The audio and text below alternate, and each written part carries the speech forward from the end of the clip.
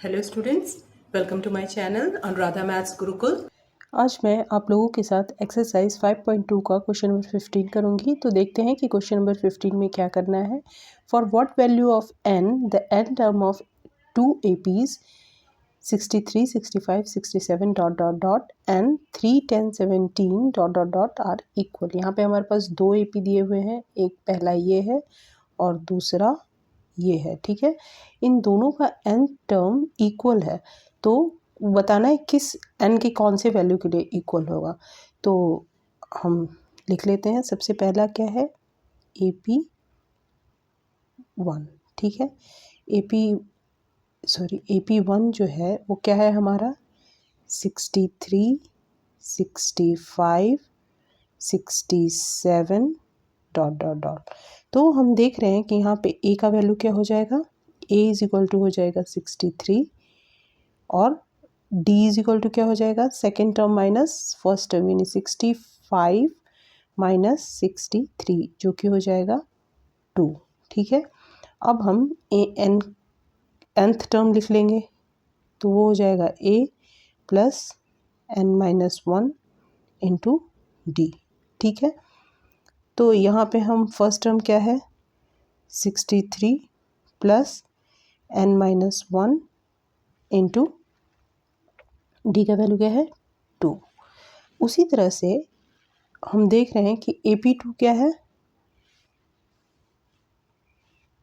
AP2 जो है वो है हमारा 3, 10, 17 डॉट डॉट डॉट। तो यहाँ पे a का वैल्यू क्या हो जाएगा, फर्स्ट टर्म 3 हो जाएगा और कॉमन डिफरेंस क्या हो जाएगा 10 माइनस 3 7। तो यहाँ पे nth टर्म क्या हो जाएगा, an is equal to a plus n-1 d।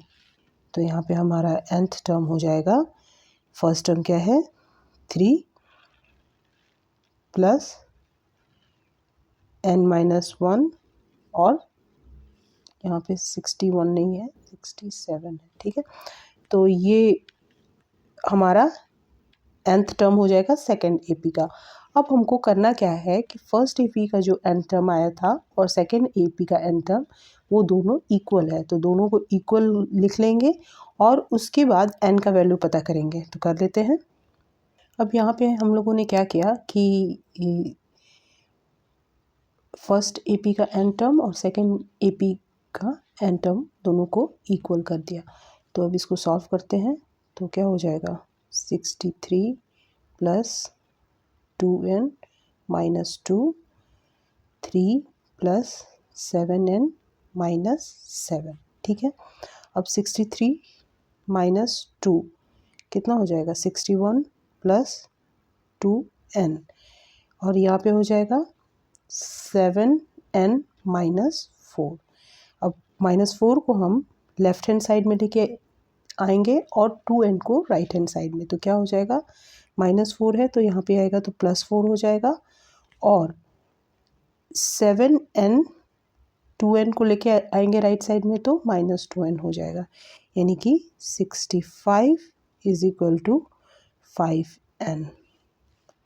अब यहाँ पे हम लिख सकते हैं 65 इज इक्वल टू 5n हो गया, that is n is equal to 65/5, जो कि कैंसिल होके कितना हो जाएगा 1 और 3 13। तो यानी कि n इज इक्वल टू क्या आ गया 13, यानी n किस for what value of n the n terms of the two APs are equal. तो for n is equal to 13, यानी कि इस दोनों AP का जो 13th टर्म होगा वो इक्वल होगा। ठीक है, और सब्सक्राइब करें।